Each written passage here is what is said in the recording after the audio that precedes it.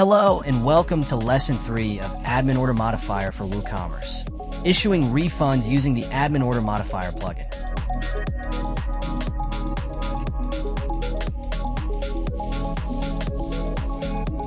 We will walk you through how to issue a refund using the Admin Order Modifier plugin for WooCommerce, whether it is a partial refund for a line item or a quantity-based refund.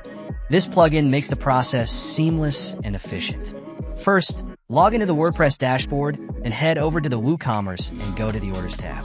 This is where you will find all your store's orders listed. Click on any order and the settings of the order will be open like this. When you scroll down, you will notice a refund button just below the list of items. Click on it and activate the refund mode.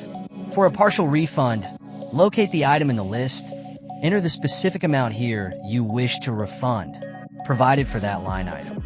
To issue a quantity-based refund, adjust the quantity field for the item. The plugin automatically calculates the refund amount based on the unit price. Make sure to document the refund by adding a note in the order notes. You can choose to make the note private or shared with a customer for better transparency. Once everything looks good, click on Refund manually.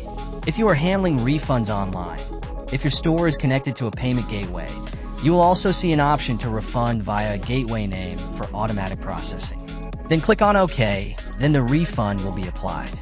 As you can see that after clicking the OK, the refund is applied. So, that's how we can easily issue a refund using the Admin Order Modifier plugin. With these steps, we can save time and maintain a professional relationship with your customer. That wraps up Lesson 3 of Admin Order Modifier for WooCommerce. For more plugin tutorials, subscribe to Sleekr Digital.